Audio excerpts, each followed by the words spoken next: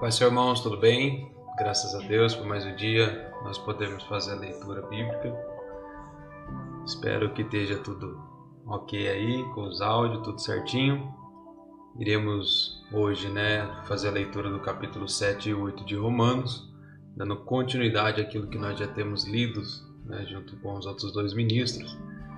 E Romanos é uma carta que mexe com a gente, que faz a gente ficar um pouco pensativo, fazendo com que nós refletimos aquilo que nós estamos de fato vivendo. Mas antes eu quero orar com os irmãos, quero agradecer a Deus por essa oportunidade, que a gente possa ser abençoado nesse dia, amém? Pai, em nome de Jesus, nesta manhã eu quero agradecer ao Senhor por tudo que o Senhor tem feito, pela Tua bondade, pela Tua misericórdia. Que o Senhor possa nos ajudar, Senhor, possa derramar sobre nós a capacitação, a iluminação, ó Deus. Que nós possamos entender a Tua palavra, Senhor, e praticá-la, Senhor, a fim de nós crescermos diante de Ti, ó Pai, vivermos em santidade e aí vivermos, Senhor, para frutificarmos na Tua presença. Deus abençoe meus irmãos, abençoe minha vida, derrama sobre nós a porção do Teu Espírito e nos dê uma quarta-feira abençoada, Senhor, para a glória e louvor do Teu nome. Amém. Bem, irmãos, então hoje nós vamos fazer a leitura de Romanos capítulo 7 e o capítulo 8, que diz o seguinte, irmãos, vamos lá para o 7.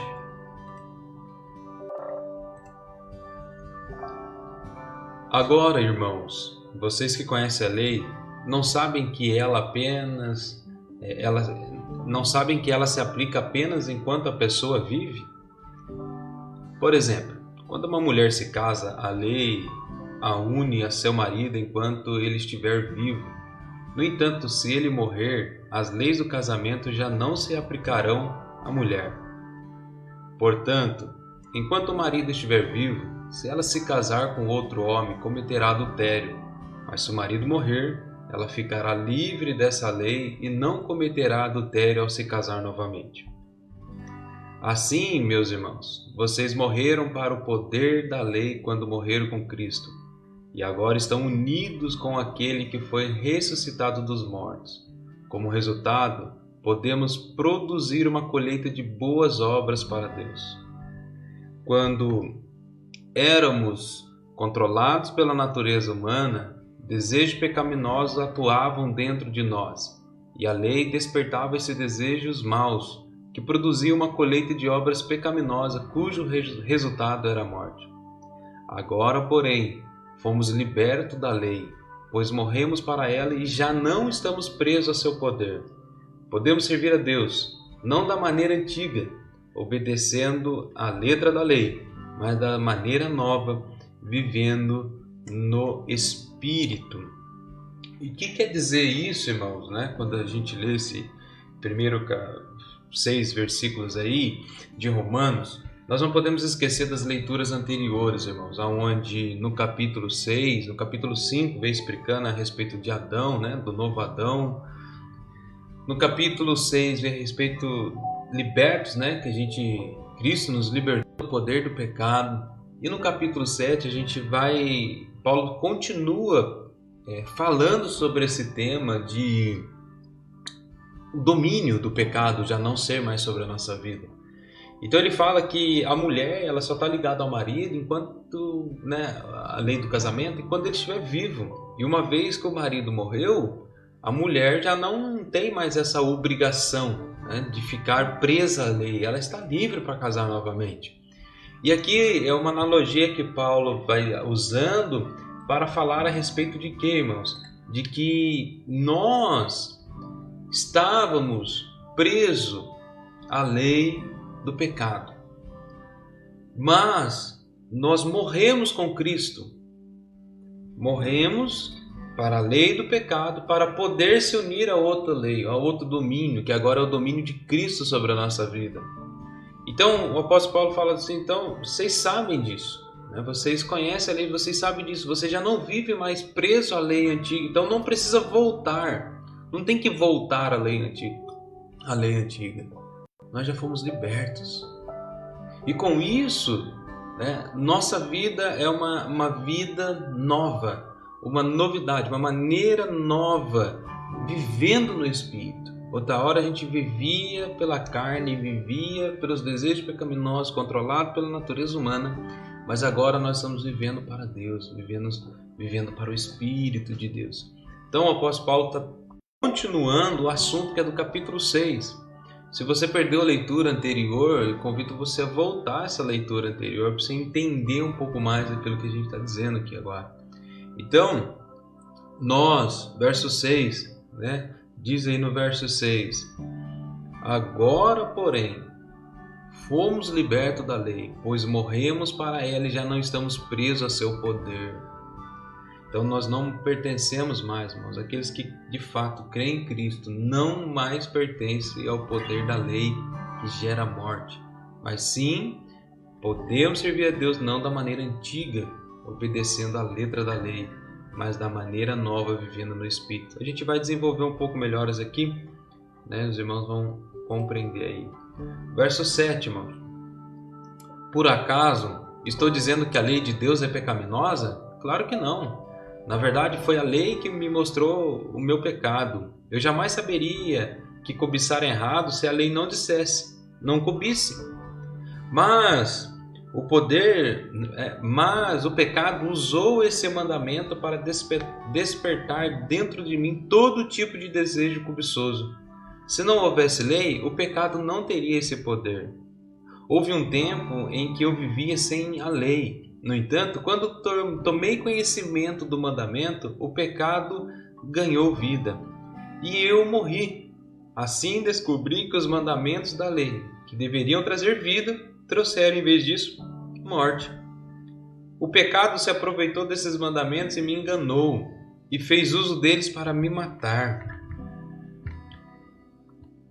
Isso, porém, só demonstra que a lei em si é santa e santos, justos e bons são os seus mandamentos. Mas, então, a lei, que é boa, foi responsável por minha morte? Claro que não. O pecado usou o que era bom para me condenar à morte. Vemos com isso como o pecado é terrível, usando os bons mandamentos de Deus para seus próprios fins perversos. Então, o que está dizendo, irmãos? O pecado, né? Essa lei do pecado aí, ela é terrível porque a lei de Deus, irmãos, ela é boa, ela é santa, ela é justa. Os mandamentos são ótimos. O problema é quando eu interpreto eles da forma errada. O problema está quando eu sou guiado pela minha natureza humana. A lei de Deus não vai ter efeito sobre a minha vida. Paulo fala: eu não saberia que cobiçar pecado se na lei não tivesse escrito, não cobices. E a lei está escrita para nos ensinar, só que o desejo distorcido do nosso coração, de vez a gente obedecer ao mandamento, a gente quer ir contra o mandamento. Por isso que todas as vezes que a gente ouve a palavra assim, não pode, não faz, não aconteça, logo acende dentro do nosso coração a vontade de quê? De cometer o erro.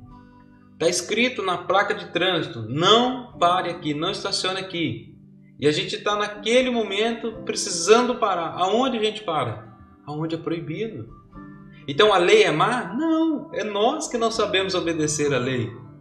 E aqui quando fala da lei, fala dos mandamentos, fala daquilo que Cristo fez, fala da obra de Cristo.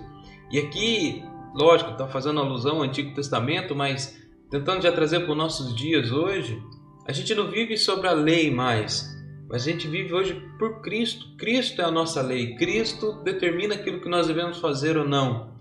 E a gente vai entender um pouco mais para frente o porquê nós temos os mandamentos como bons, como regra de nossas vidas. Nós olhamos para o Antigo Testamento ainda, olhamos para os 10 mandamentos, olhamos para as orientações bíblicas e usamos elas até hoje. Não que ela nos salve, mas ela é o resultado da obra que Cristo fez sobre as nossas vidas. Então, a lei é boa, irmãos, né? Tá aí, ó, verso 13. A lei é boa, né? Que foi responsável por minha morte? Claro que não. Então, a lei não mata ninguém. Assim, o que mata é o resultado, como a gente usa ela. O pecado usou o que era bom para me condenar à morte. Vemos com isso como o pecado é terrível, usando os bons mandamentos de Deus para seus próprios fins perversos. Irmão, a gente olhando lá para Adão e Eva, a serpente chega para Eva, o que ela faz? A serpente, ela ilude Eva, engana Eva ali a duvidar do mandamento de Deus, né? Então, o mandamento de Deus é bom, né? Não coma, se comer certamente morrerás. Aí Eva, a serpente coloca, mas será mesmo? Ou seja, pega da lei, né? O mal pega da lei, coloca dúvida, e com essa dúvida, gente, já por ter uma natureza pecaminosa, uma natureza falha, a gente vai lá dar ouvidos, não aquilo que Deus mandou, mas aquilo que os nossos desejos querem fazer. E aí é onde o pecado entra, e é onde o pecado vem sobre as nossas vidas. Então, jamais a lei de Deus vai matar. Ela mata aqueles que estão errados. Mata aqui entre aspas, tá, irmãos? Só existe lei por causa dos transgressores.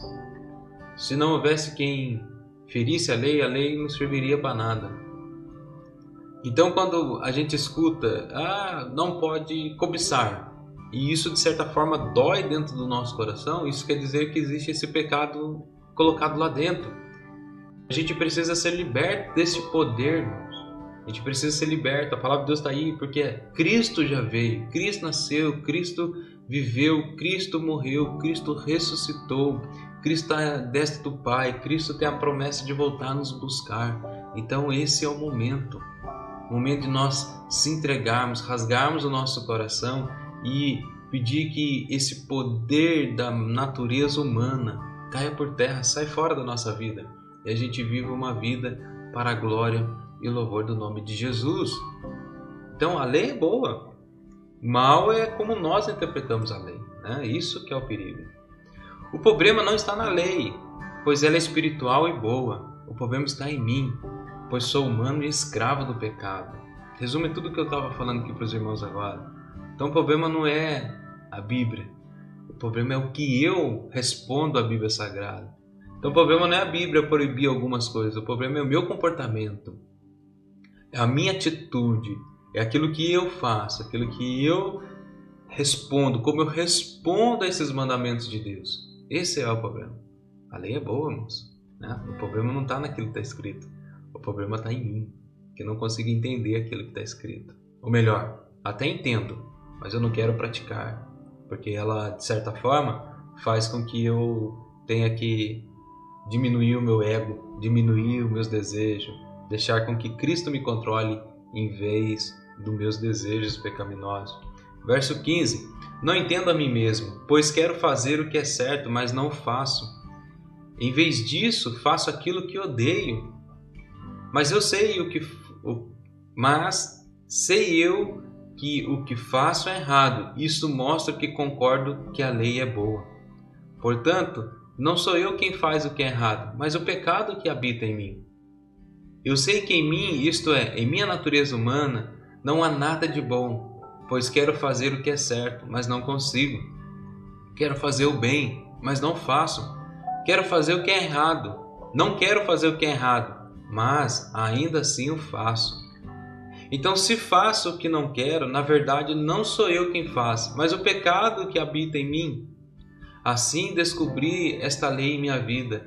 Quando quero fazer o que é certo, percebo que o mal está presente em mim. Amo a lei de Deus de todo o coração. Contudo, há outra lei dentro de mim que está em guerra com minha mente e me torna escravo do pecado que permanece dentro de mim. Como sou miserável! Quem me libertará deste corpo mortal dominado pelo pecado? Graças a Deus, a resposta está em Jesus Cristo, nosso Senhor. Na mente, quero de fato obedecer à lei de Deus, mas por causa de minha natureza humana, sou escravo do pecado. Olha aí, irmãos. Paulo então encerra o capítulo 7 dizendo justamente isso. A gente na mente, a gente quer fazer o que Deus manda, mas na ação, no corpo, a gente não consegue fazer aquilo que Deus manda. Por quê? Porque dentro de nós existe essa guerra. Existem esses dois pontos dentro de nós que nos perseguem, está sempre lado a lado conosco.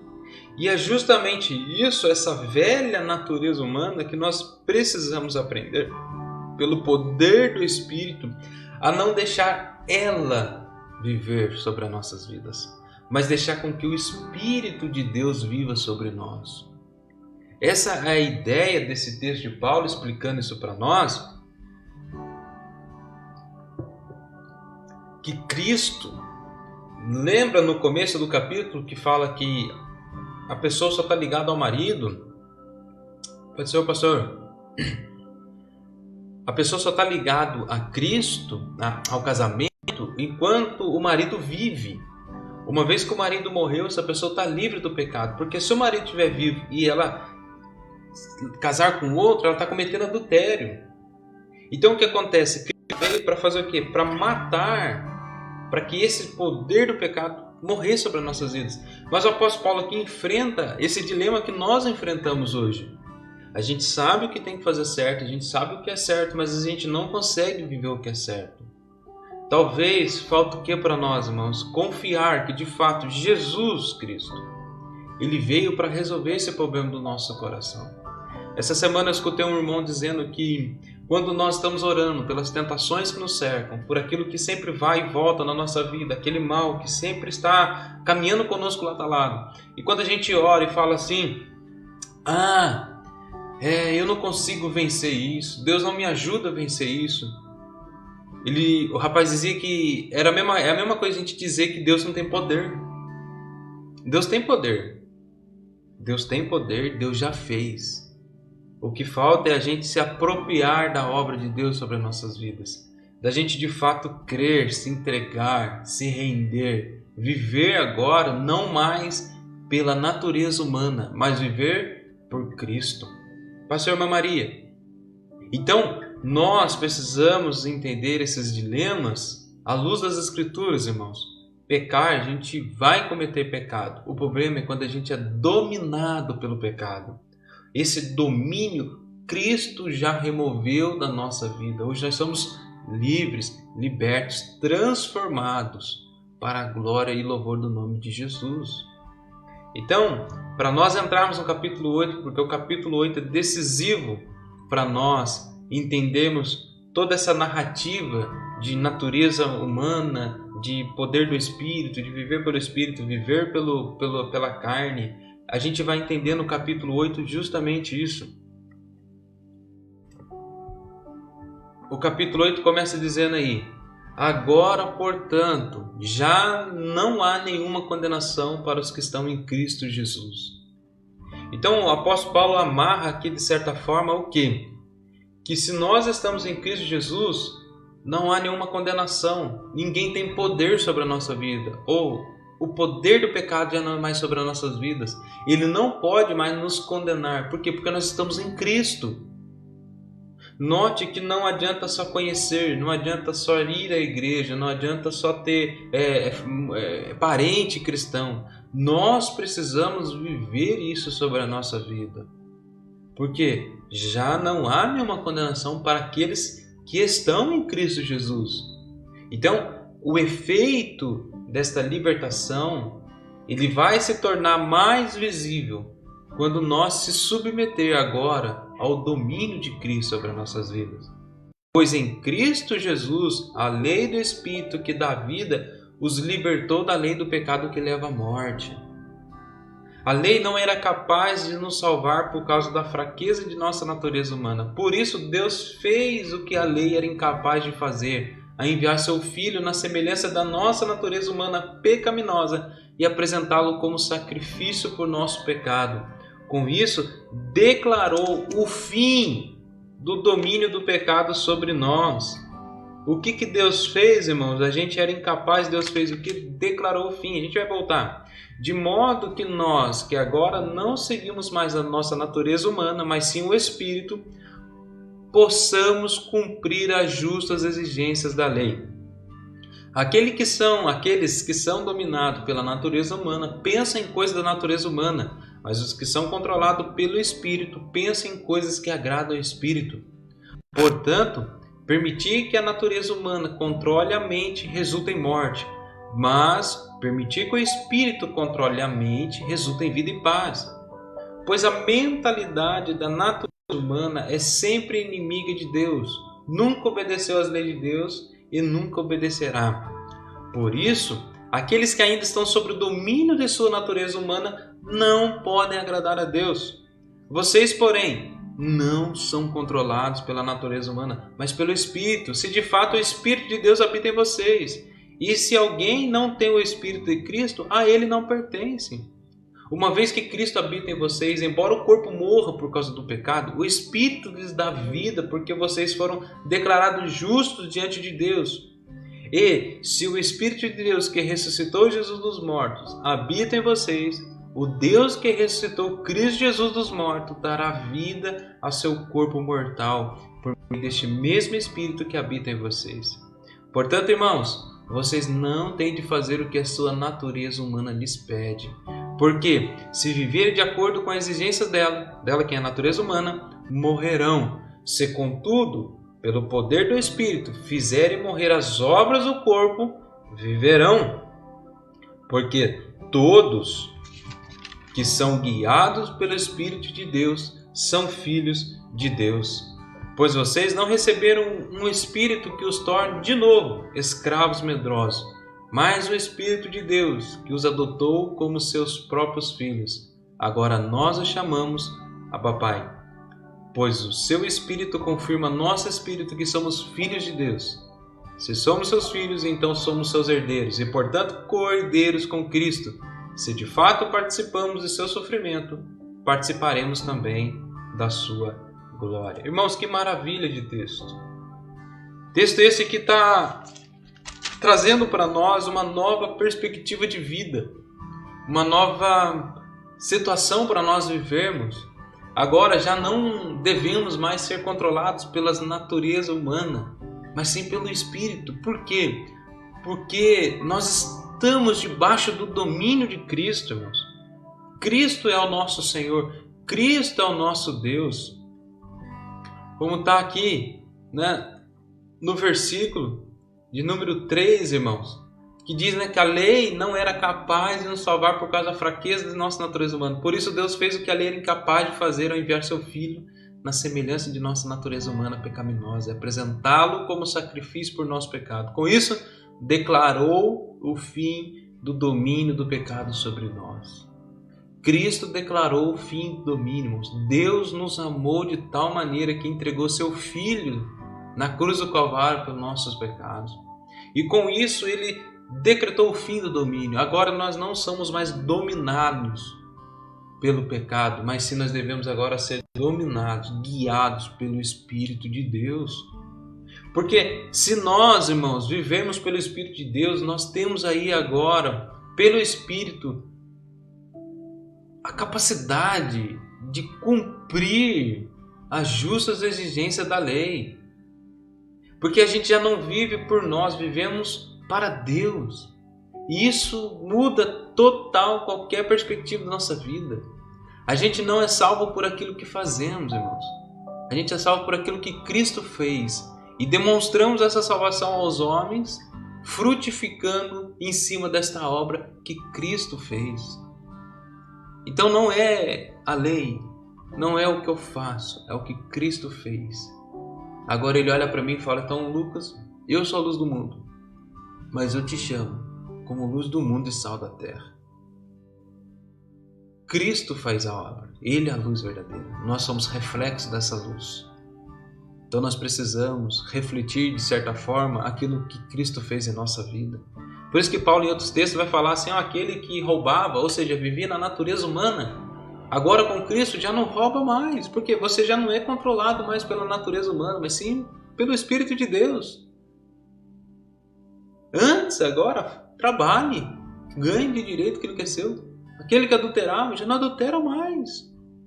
Então essa obra de Cristo, de certa forma, ela traz o que para a nossa vida? Traz uma transformação. Nós precisamos ser transformados, abandonarmos o nosso jeito pecaminoso de viver. Não é porque Cristo fez isso que a gente vai fazer torto direito, como já foi dito aqui. Então, quanto mais eu pecar, mais a graça de Deus vai mostrar. Não é isso que está dizendo. O que está dizendo, irmãos, é que Cristo perdoa todo tipo de pecado, a não ser a blasfêmia contra o Espírito dele E aqueles pecados que não são confessados? Não tem como perdoar aqueles que não são confessados. Mas se você de fato confessou, se você de fato crê em Jesus, a sua vida agora é uma vida que deve ser transformada. Responder a esse chamado de Deus. Então nós temos hoje agora, pelo Espírito de Deus, por Jesus Cristo, obedecer aos mandamentos. Não cobice. Por que eu não vou cobiçar? Porque o Senhor cuida de mim. O Senhor sabe o que é melhor para mim. Não adulterará. Por que eu não vou adulterar? Porque eu amo a minha esposa como Cristo amou a igreja. E Cristo não troca a igreja dele por nada e por ninguém. Por que eu não vou viver uma vida aí, né, de bebedice? Porque a minha alegria é o Senhor. Eu não preciso amargurar meu coração para encher ele de bebida alcoólica para aliviar meu coração, não, porque Cristo é o meu refúgio, Cristo é a minha fortaleza, Ele é o socorro bem presente na hora da angústia.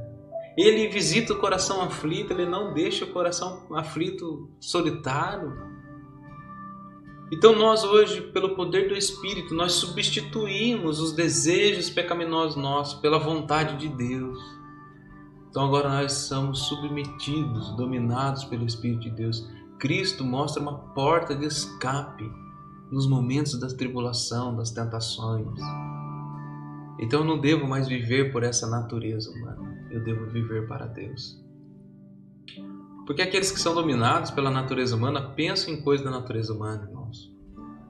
Outro texto da Bíblia fala buscar as coisas que são do alto. Não as coisas que são da terra. As coisas da terra vão passar, é tudo passageiro, mas as coisas do alto são eternas. Então nós devemos buscar pela salvação. As coisas da terra, Jesus já disse lá em Mateus que o que comer, o que beber, o que vestir, Ele já ajudaria nossas vidas se nós buscarmos o reino dEle e a justiça dEle. Então fazer parte do reino de Deus, irmãos, implica em mudança de vida. O verso 7 fala, pois a mentalidade da natureza humana é sempre inimiga de Deus. Nunca obedeceu à lei de Deus e nunca obedecerá. Por isso, aqueles que ainda estão sob o domínio da sua natureza humana não podem agradar a Deus. Não dá, irmãos, eu viver uma vida de adultério e falar que Deus está se agradando de mim. Não dá. Eu viver uma vida de mentira e falar, Deus é comigo. Não dá, isso é um engano. Isso é uma mentira do inimigo. Deus não se agrada do pecado. Deus não se agrada disso. O Evangelho quer transformação. O Evangelho muda a vida. O Evangelho ele começa primeiro perdoando seus pecados, ou seja, tudo que você não pôde fazer eu fiz por você. Daqui para frente eu te declaro justo. Mas daqui para frente você deve viver essa justiça de Deus em você. O Evangelho traz justiça. O Evangelho traz para nós discernimento do que é certo e o que é errado. O Evangelho traz para nós o que podemos e o que não podemos, ainda que nós somos livres para fazer o que quisermos, mas pelo amor à obra de Cristo, Ele veio fazer. Então, se nós ainda vivemos pelo domínio da nossa natureza humana, irmãos, nós não podemos agradar a Deus. Vocês, porém, não são controlados pela natureza humana, mas pelo Espírito, se de fato o Espírito de Deus habita em vocês. Então, nós precisamos fazer com que o Espírito de Deus, irmãos, habite em nós. E como que o Espírito de Deus habita em nós? Irmãos, eis que estou à porta e bato. Jesus disse, aquele que entrar, abrir sua porta, entrarei, cearei com ele, ele comigo. Assim que nós cremos, irmãos, nós confessamos nosso pecado, cremos em Jesus, o Espírito de Deus toma posse da nossa vida, começa a limpar o nosso coração. Aí Paulo fala, se somos seu filho, então somos seus herdeiros e, portanto, co-herdeiros com Cristo. Todo esse Evangelho vai nos traz Deus como Pai. Podemos hoje clamar como Abba Pai. Então, o Espírito de Deus confirma com o nosso Espírito que somos filhos de Deus. Porque a gente está vivendo agora para Ele, não para o mundo. Não pela nossa natureza, nosso desejo, mas sim para a vontade de Deus. Então, se nós somos filhos de Deus, então nós somos seus herdeiros. E somos co-herdeiros, porque Cristo é o nosso primeiro irmão, o irmão mais velho. Então nós participamos. Se hoje, irmãos, o negar a si mesmo é um sofrimento, se hoje tomar a sua cruz e seguir a Jesus é um sofrimento, não se preocupe. Cristo também sofreu.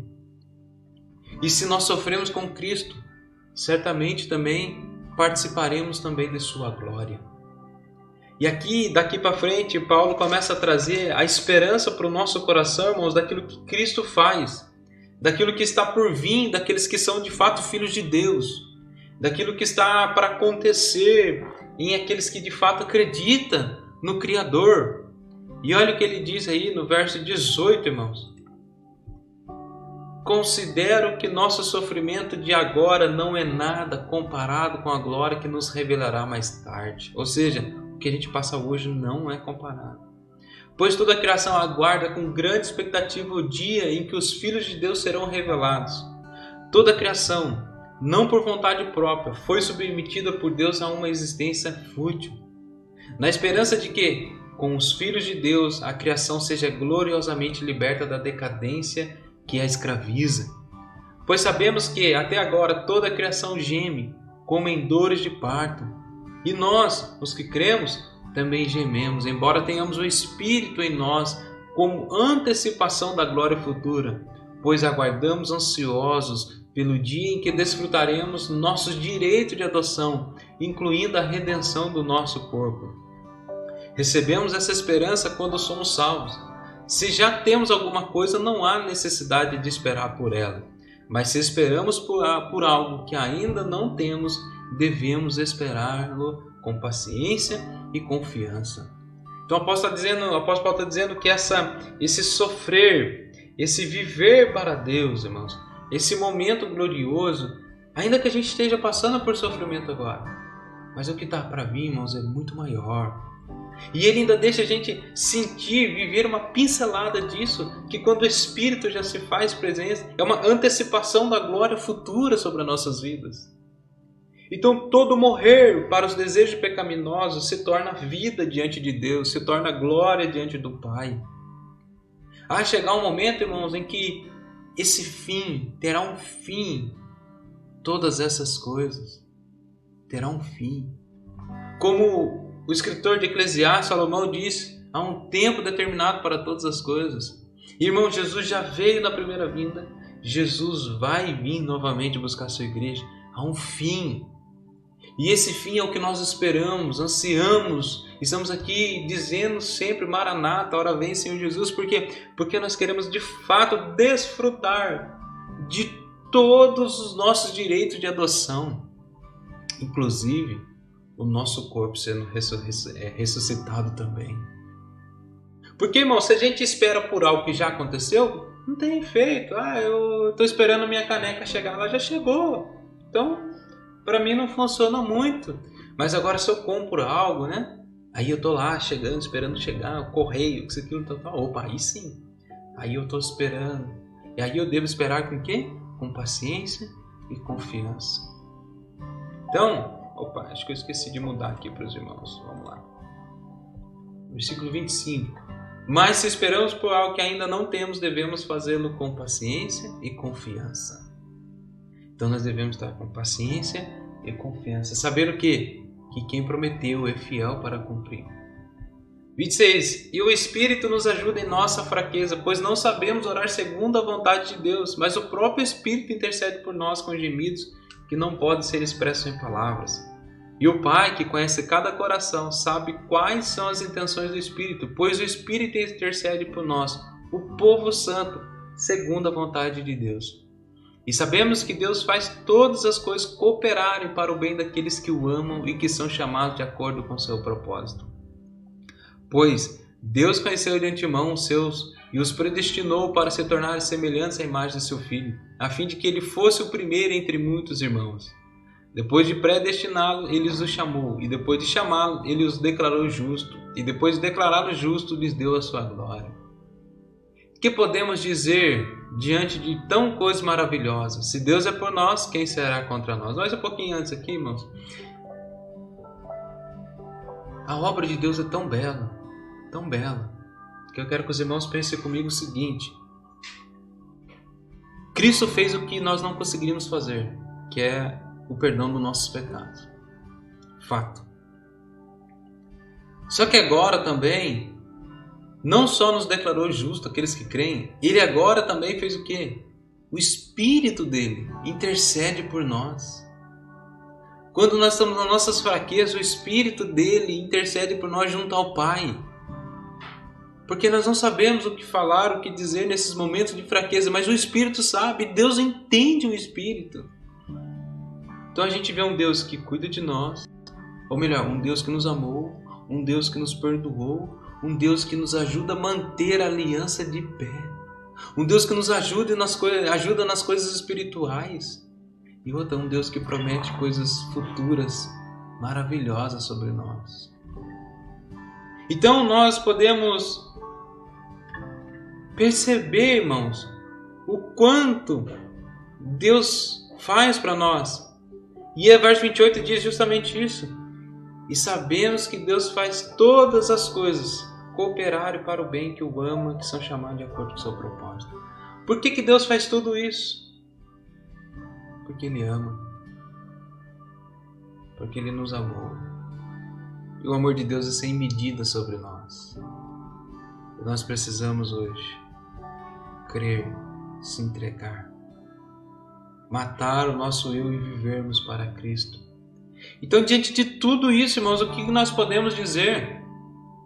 Diante de coisas tão maravilhosas, de Deus fazer tudo isso por nós, nós podemos dizer que se Deus é por nós, quem será contra nós?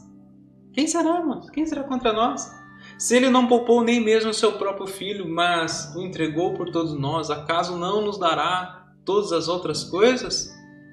Quem se atreve a acusar os escolhidos de Deus? Ninguém, pois o próprio Deus nos declara justo diante dele.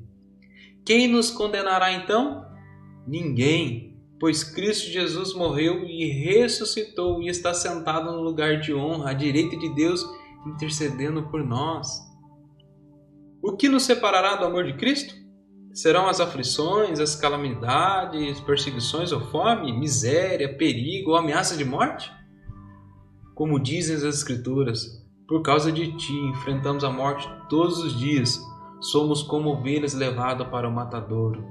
Mas apesar de tudo isso, somos mais que vencedores por meio daquele que nos amou. E estou convencido de que nem a morte, nem vida, nem anjos, nem demônios, nem o que existe hoje, nem o que virá no futuro, nem poderes, nem altura, nem profundidade, nada em toda a criação jamais poderá nos separar do amor de Deus revelado em Cristo Jesus, nosso Senhor. Irmão, diante dessas coisas maravilhosas que Deus fez por nós, o apóstolo Paulo nos convida a meditarmos o seguinte: quem nos condenará? Ninguém, porque ninguém tem poder para ir contra o nosso Deus. Quem nos julgará? Ninguém, porque o poder de julgamento está somente na mão de Deus. E quando eu falo de julgamento, aqui está falando justamente de condenar para a morte eterna ou para a vida eterna. Ninguém pode, a não ser o próprio Deus. E se então a nossa vida, a nossa salvação depende exclusivamente de Deus, da obra de Deus, a gente não precisa temer ninguém, irmãos. Nem potestade, nem anjo, nem altura, nada, demônio, nem que há por vir no futuro, aflição, fome, calamidade, perseguições, perigos, ameaça de morte, nada vai poder nos separar deste amor. Por quê? Porque o poder está somente na mão de nosso Deus.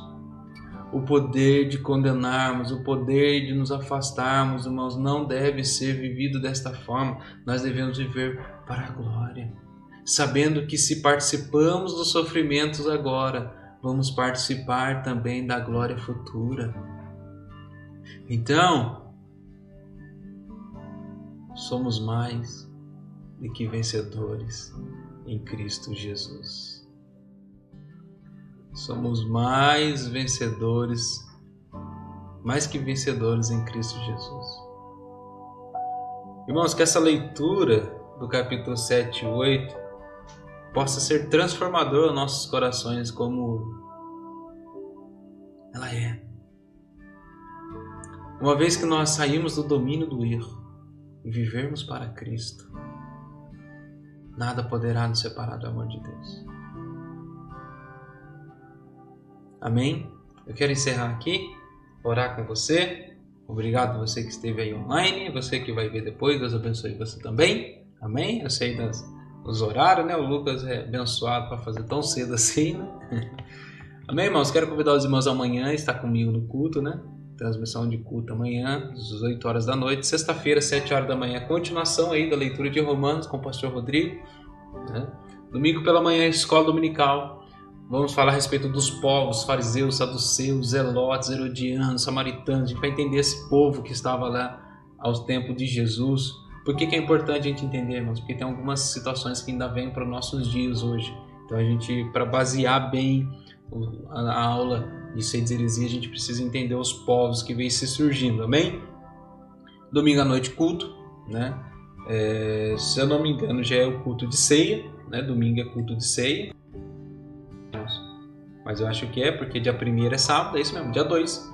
Domingo próximo, culto de Santa Ceia, então esteja em comunhão, esteja conosco, né? Participando aí do corpo de Cristo. Amém, irmãos? Vamos orar, agradecer a Deus que o Senhor permite uma quarta-feira abençoada na presença dEle e que nós possamos frutificar essa palavra dentro do nosso coração. Amém?